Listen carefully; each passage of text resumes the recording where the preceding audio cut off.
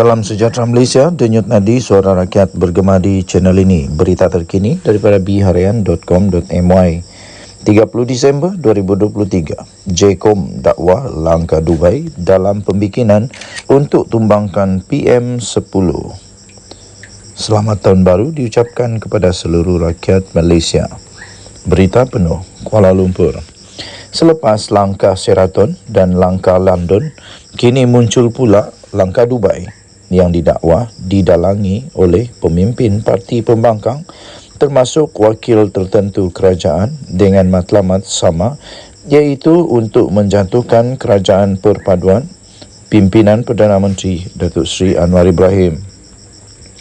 Ketika mendedahkan cubaan itu, Timbalan Ketua Pengarah Komunikasi Komuniti Jabatan Komunikasi Komuniti JCOM Datuk Ismail Yusof mendakwa langkah Dubai timbul sewaktu percutian pemimpin Perikatan Nasional PN termasuk dari pihak kerajaan di ibu kota Emirat Arab Bersatu UAE baru-baru ini.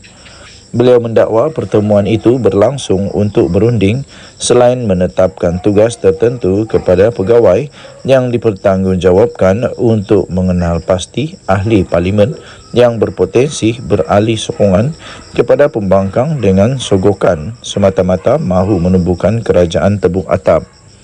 Selain pemimpin PN, beliau mendakwa ada juga pembabitan tokoh politik veteran berpengaruh berpangkat tun yang bersekongkol dengan pembangkang, termasuk dikatakan menggunakan sumber asing untuk menggulingkan pentadbiran diterajui oleh Anwar Ibrahim. Katanya, menjelang kehadiran 2024, sejak seminggu dua ni, terdapat desas-desus tentang usaha tebuk atap untuk mengambil alih kerajaan Madani bergema kembali.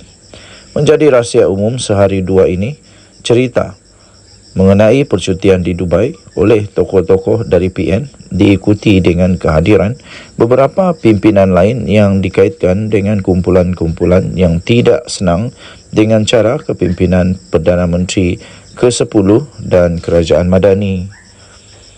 Tambahnya, maka dikabarkan ada rumusan langkah Dubai disusun dengan assignment iaitu tugasan diberikan kepada PIC, iaitu orang yang bertanggungjawab yang ditugaskan untuk bertemu, berunding dan mengemukakan tawaran kepada mereka yang dikenal pasti boleh beralih sokongan kepada mereka iaitu pembangkang.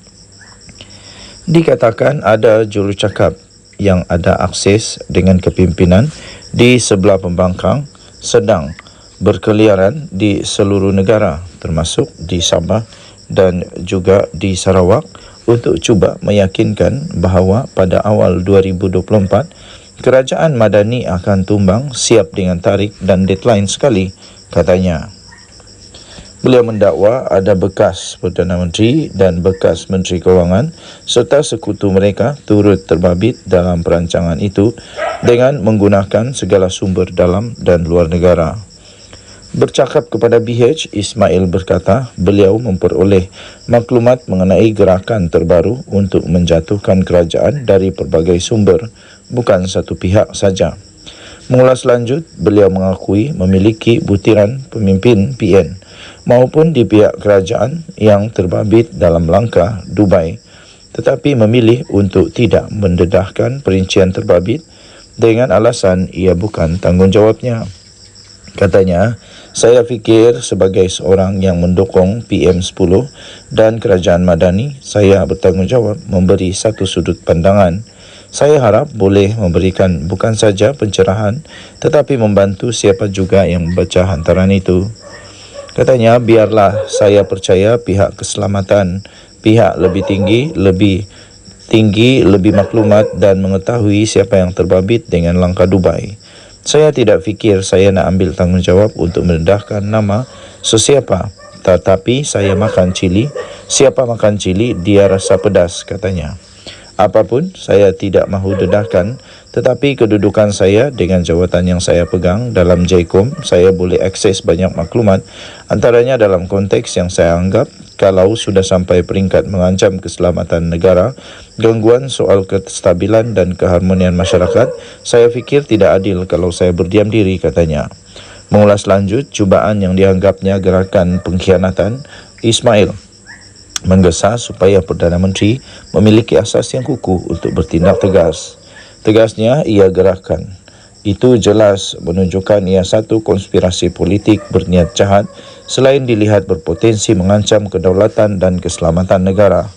Katanya, secara pribadi saya anggap semua tindakan mereka ini adalah an act of treason atau satu usaha atau satu gerakan pengkhianat untuk menggulingkan kerajaan yang di-Pertuan Agong. Justru PM10 ada asas yang kukuh untuk bertindak secara afirmatif.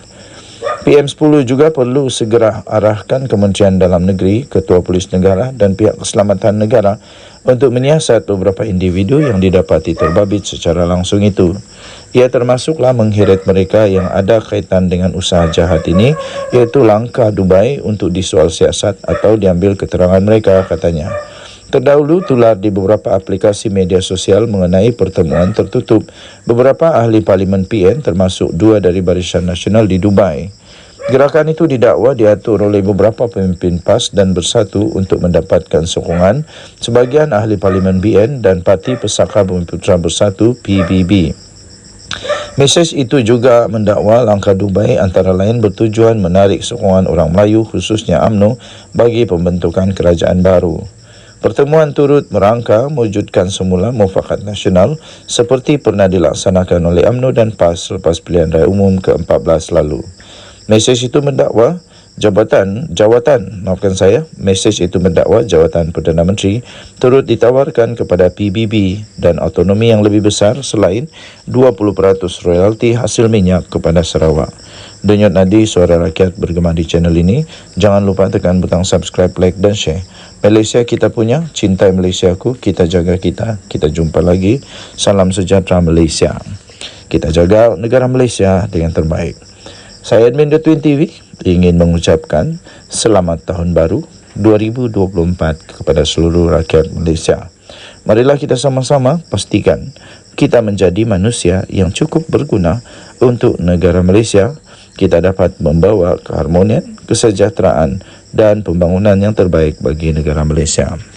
Kita terus menjaga rukun negara Malaysia. Kita terus menjaga keharmonian negara Malaysia. Sikap toleransi adalah yang paling terbaik untuk seluruh rakyat Malaysia. Pastinya, berita-berita terbaru untuk tahun 2024 akan terus dibawakan oleh channel ini. Sekali lagi, ingin ucapkan terima kasih kepada semua yang sudah bersama-sama dengan channel ini setelah sekian lama. Denyut nadi suara rakyat bergema di channel ini. Jangan lupa tekan butang subscribe, like dan share. Bye-bye.